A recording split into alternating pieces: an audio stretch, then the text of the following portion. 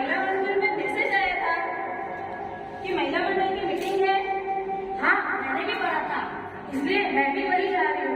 चलो अच्छा है, आज गप्पे मारेंगे, मजा मस्ती करेंगे, टाइम पास करेंगे। वैसे भी बहुत दिनों से मुलाकात नहीं हुई, थोड़ा बहुत फ्रेश हो जाएगा। हाँ वही तो, मुझे भी किचन की किचकिच और सासू माँ की किचकिच से छुटकारा चाहिए था। और इसी बहाने बाहर निकलने का मौका मिल गया। अरे थोड़ी सासू माँ की फ्राई करूंगी ना तो मन भी हल्का हो जाएगा। और वैसे भी बहुत सारी मसालेदार न्यूज भी इकट्ठा हो गई है। अरे तुमने सुना है, वो शर्मा जी है ना, शर्मा जी, उनकी बेटी भाग गई। अच्छा, हाँ, और वर्मा जी, उन्होंने तो हद ही कर दी। 70 साल की उम्र में तीसरी शादी कर ली।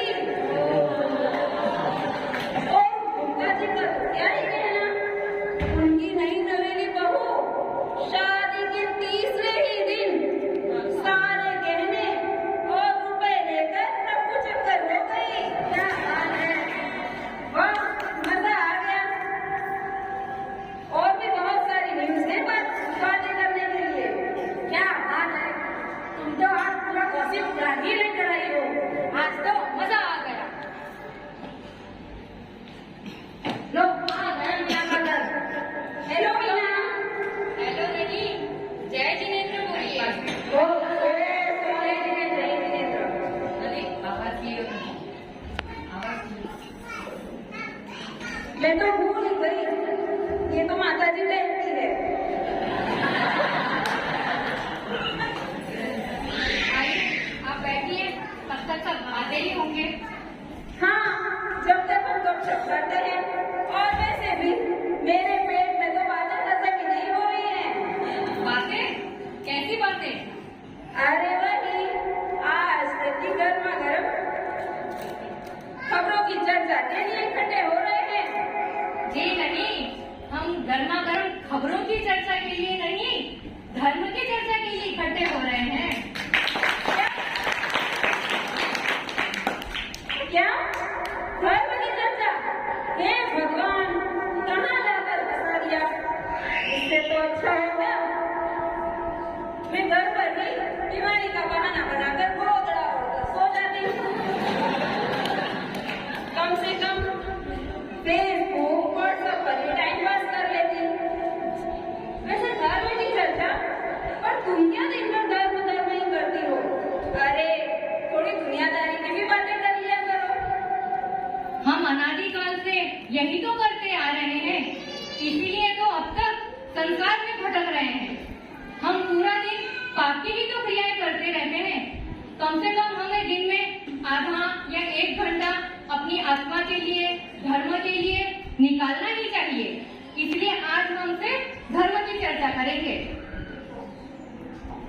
जय जिनेंद्र, जय जिनेंद्र। आइए आइए, सब बैठिए आप।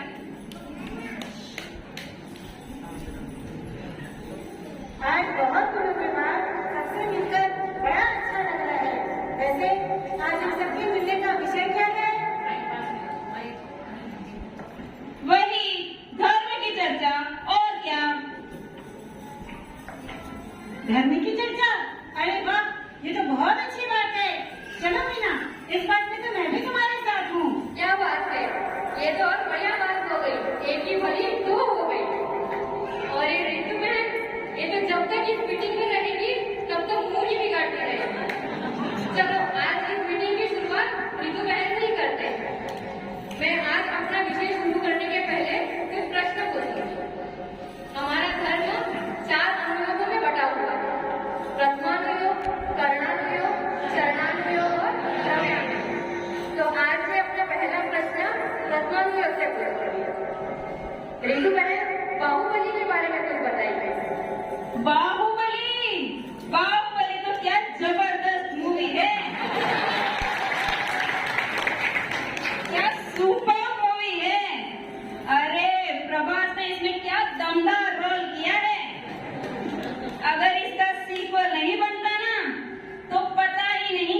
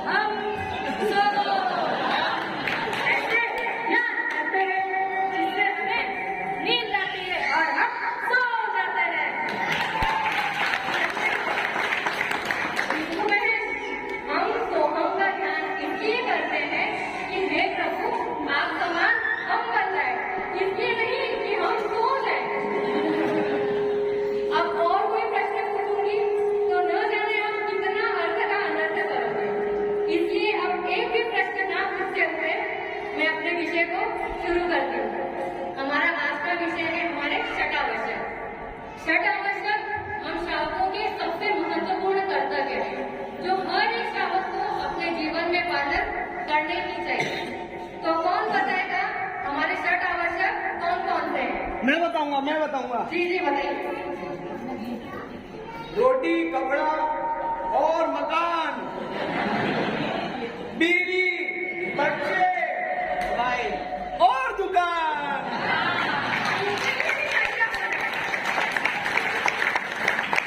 मेरा जवाब सही है ना? सही है जी बिल्कुल नहीं है, आप बैठ जाइए। अब मैं ही बताती हूँ हमारे छठ आवश्यक कौन कौन से हैं। हमारे छठ आवश्यक है देव पूजा, गुरु उपासना, स्वाध्याय, संयम, तप और दान। ये हम श्रावकों के लिए सबसे महत्वपूर्ण और आवश्यक कर्तव्य है जो हर एक श्रावक को अपने जीवन में पालन करने की चाहिए। हमारा पहला आवश्यक है देव पूजा। शास्त्रों में लिखा है पुण्य फला अर्हंता, अर्थात पुण्य से ही हमें अरहंत पद की प्राप्ति होती है और ऐसा सातिशय पुण्य हमें जिनेंद्र भगवान की पूजा से प्राप्त होता है। तो कौन बताएगा कि नित्य नियम से कौन जिनेंद्र भगवान के दर्शन, अभिषेक, पूजा आदि क्रियाएं करता है? रिंकू आप बताइए, आप क्या क्या करते हैं? क्या बताओ मीना, सुबह सुबह मेरी भी बहुत इच्छा होती है कि मैं भी मंदिर जाऊं, पर जैसे ही घर में सासू माँ की अमृत वाली सुनती हूँ ना तो लगता है कि घर में ही प्रवचन सुन लिए, अब मंदिर जाकर क्या करूं? और जैसे ही मंदिर जाने का नाम लेती हूँ ना तो सासू माँ मुंह मरोड़ते हैं और कहते हैं मारे तो मोड़ो नहीं दिया है, थारे कई मोड़ो में गिरा है। और तो और कहते हैं बहू रानी मंदिर में जान बैठ जाओ, काम लूट थारा बेची कह रहे। इतना ही नहीं, मेरे पति ने कहते हैं इतना ही मंदिर में बैठना है तो तेरी भी एक वेदी बनवा देता हूँ, वही विराजमान कर दूंगा, फिर बैठे रहना और करते रहना पूजा पाठ। अब बताओ कैसे मंदिर जाऊँ? इस मामले में मैं तो बड़ी किस्मत वाली हूँ। मेरी सासू माँ तो सामने से कहती है बेटा सारा काम बाद में करना, पहले मंदिर जाओ, पहले देव पूजा, फिर काम पूजा। अरे मीना, तुम्हारे भी क्या बात है? हे भगवान, धनी रेखा ने तो अतरी बढ़िया हौजी दीदा मारे मेरा कटे उंगली लिया। अरे मीना, तुम्हारे भी तो बहू है, तुम तो रोज मंदिर जाती होगी। ओ भाई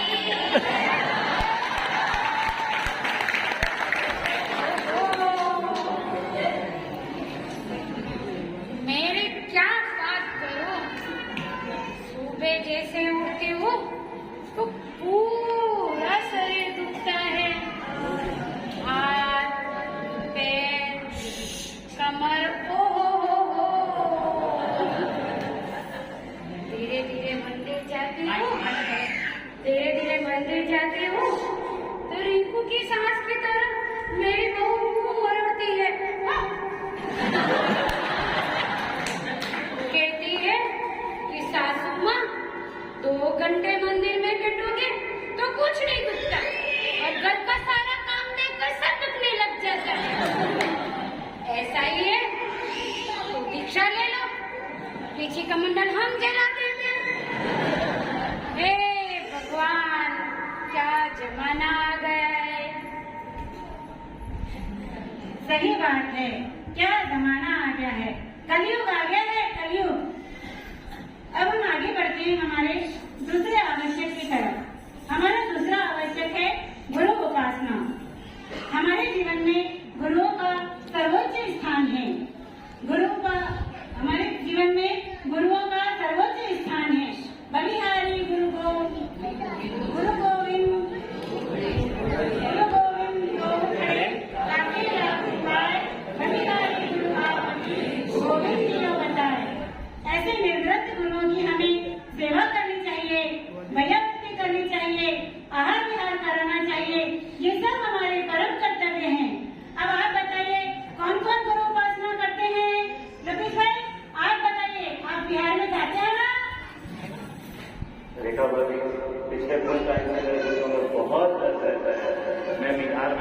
से कर नहीं पाता हूँ। क्या बात करते हो? पर मैंने तो सुना है आप रोज मॉर्निंग वॉक को जाते हो, क्रिकेट खेलने भी जाते हो और रविवार को अभिषेक में भी नहीं आते और तो और मैंने सुना है कि जिम भी जाते हो। तो क्या अपने घर पर रख कर आते हो? उतना तो मैं साथ में लेके ही जाता हूँ, पर डॉक्टर की सलाह से मुझे जिम जाना बहुत जरूरी है, इसलिए मैं जिम जाता हूँ। इस मामले में मैं तो बड़ी सौभाग्यवान हूँ। मेरे पति बड़े गुरु भक्त हैं, वे बिहार में रहते हैं, वे भाग देते हैं, नजीक कहीं चौमासा होना तो रात को वे अवतिका में भी छूटते हैं, वे पूरे तन मन से सेवा करते हैं। अरे वाह बसो, आज तो तुम बड़ी सुंदर लग रही हो। क्या बात है। वैसे आपकी क्या कहानी है? मेरी कहानी सुनो। जब भी कोई साधु संत मंदिर में आते हैं, चौका लगाती हूँ, आहार देती हूँ। माता जी आते हैं, घाट को वैयावर्ती भी करती हूँ। बस इतना ही नहीं, मंदिर की सेवा भी करती हूँ। मंदिर में चाहे छोटे से छोटा काम हो, झाड़ू लगाना, सफाई करना, पूजा के बर्तन रखना, इन सब काम में मुझे खुशी मिलती है। इसलिए अपना खार मंदिर साफ सुंदर चमकता है। ये तो सही कह रही है, हमारा मंदिर सच में बहुत आज देश में जरूरत लोगों के कारण।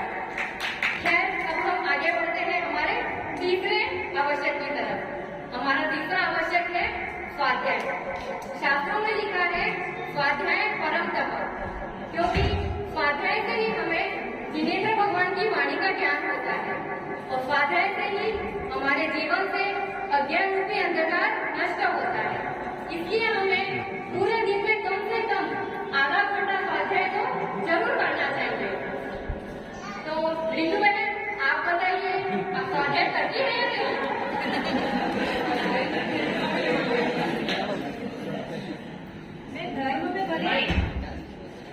मैं धर्म में भले ही थोड़ी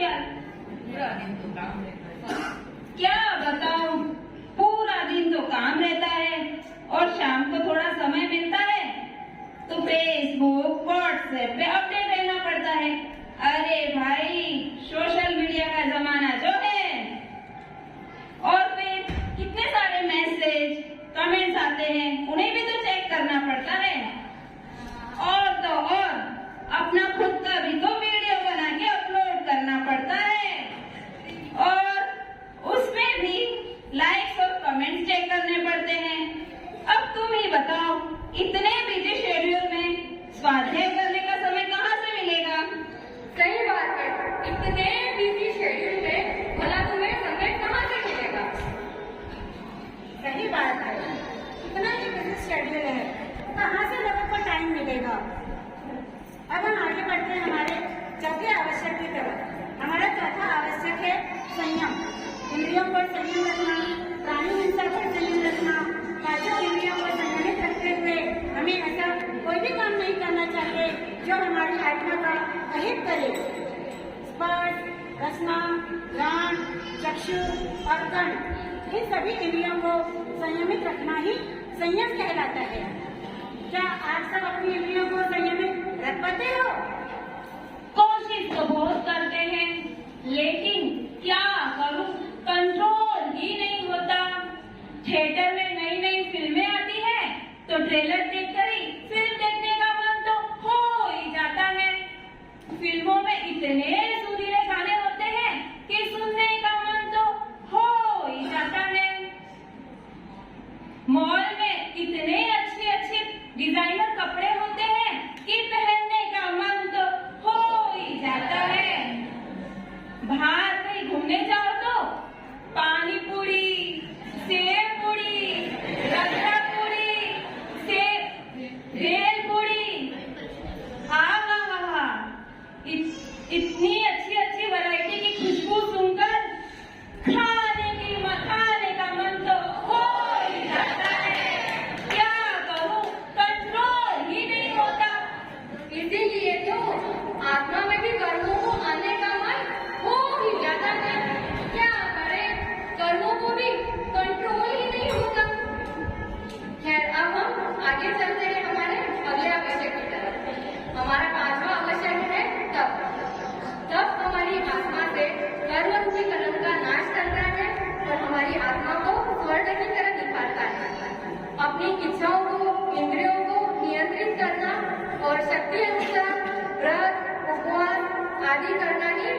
कहलाता है।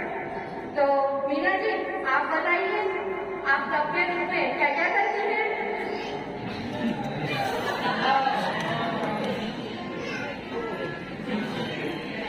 मेरी तो है ढेरों परेशानियां, मेरी तो है ढेरों समस्या, मुझसे तो नहीं होती तपस्या। कटोरा भरकर चाय मिले, आहा, तभी तो मेरी आँख खुले। भूख के मारे चक्कर आवे, पेट में जुए नाच नचावे। जब तक न होती पेट पूजा, तब तक न सूझे काम पूजा। बहुरानी थाली भरकर लावे, पर पेट खाके चैन आवे। आहा, खाना खाते ही आलस जावे, निंदिया रानी गोद सुलावे। इतनी सारी मेरी समस्या, तो बताओ कैसे करूं मैं तपस्या। हे भगवान, इतनी सारी तुम्हारी समस्या, तुम तो रहने ही दो तपस्या।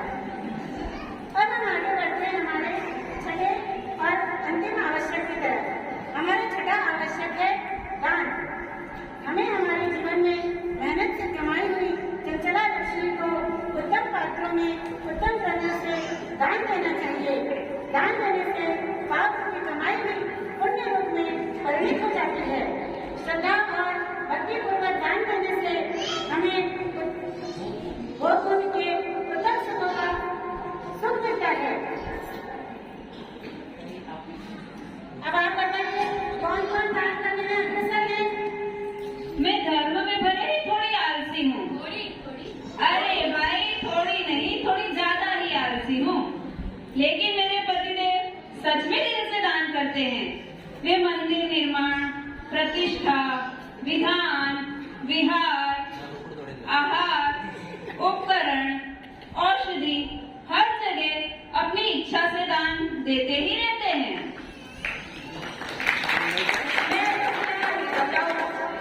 मेरे पति तो इतने कंजूस है,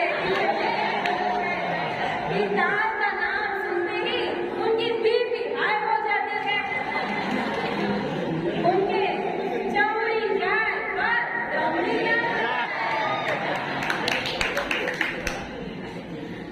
हम कहीं यात्रा जाते हैं तो दान तो दूर की बात, वहाँ धर्मशाला से कंबल भी उठा कर ले आते हैं। घर से खाली पावर बैंक ले जाते हैं और वहाँ से फुल चार्ज करके ले आते हैं। और कहूँ तो शर्म आए, यहाँ तक कि वहाँ के बाथरूम में से लिक्विड शॉप में खाली बॉटल में भर कर ले आते हैं। आप इनसे क्या ही दान की उम्मीद करें। धन्य हो, ऐसे भी लोग होते हैं दुनिया में। खैर, किसी के कारण है तो किसी के बहाने हैं, फिर भी हमें अपने छठ आवश्यक तो निभाने ही निभाने हैं, क्योंकि हम 84 लाख योनियों से इस संसार में अब तक भटकते आ रहे हैं। अब कहीं जाकर हमें समुद्र में मोती की दुर्लभ यह जैन कुल मिला है, श्रावक कुल पर्याय मिली है, मनुष्य गति मिली है, देव शास्त्र गुरु की संगति मिली है, और इस दुर्लभ पर्याय को हम विषय भोगों में, संसार का सुख भोगने में व्यर्थ नहीं गवा रहे हैं। आज हम जो भी पुण्य भोग रहे हैं, जो भी सुख भोग रहे हैं, वो हमारे पूर्व में किए हुए पुण्य का फल है। लेकिन आने वाले भोगों के लिए हमारी क्या तैयारी है, क्या जमा पूंजी है? सही कह रही हो मीना, हमने अपने आने वाले भावों में क्या ही जमा पूंजी कर रखी है। एक सदग्रस्त श्रावक के लिए, पुण्य संचय के लिए जिन्हें भगवान ने इन्हीं छठ आवश्यक क्रियाओं को करने की आज्ञा की है। देव पूजा से हमें संसार के सुखों के साथ साथ मोक्ष की भी प्राप्ति होती है। गुरु उपासना से हमारे चारित्र का विकास होता है और सम्यक ज्ञान में भी वृद्धि होती है। स्वाध्याय से हमें हे उपादेय का ज्ञान होता है और चारों अनुयोगों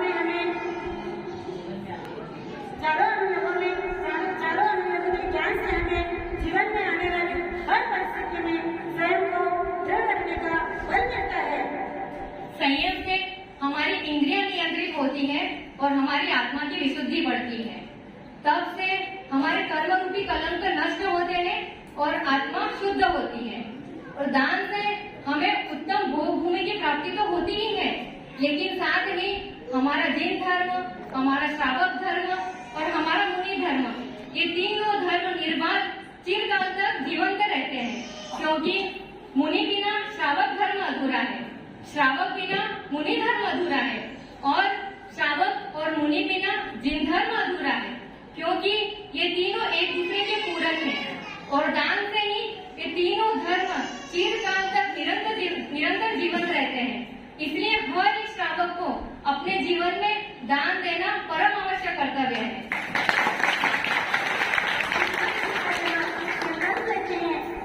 भगवान के इन्हीं छठ आवश्यक को हम अपनी शक्ति और योग्यता अनुरूप इन छठ आवश्यकों का पालन करेंगे और अपने जीवन को सार्थक करेंगे। हाँ, आप सत्य कह रही हैं। हमने प्रमादवश अपने जीवन का अनमोल समय व्यर्थ में ही बर्बाद कर दिया। अब हम सब कोशिश करेंगे कि प्रमाद का त्याग कर अपनी आत्मा को लक्ष्य बनाकर इन छठ आवश्यक का पालन करेंगे। छठ आवश्यक है कर्तव्य हमारा, जिससे मिलता है भव से किनारा। श्रद्धा सहित से हमें पालन करना, नियम से हमें नहीं डरना। जिन शासन की सेवा करना, सदा समर्पित हमें है रहना। यही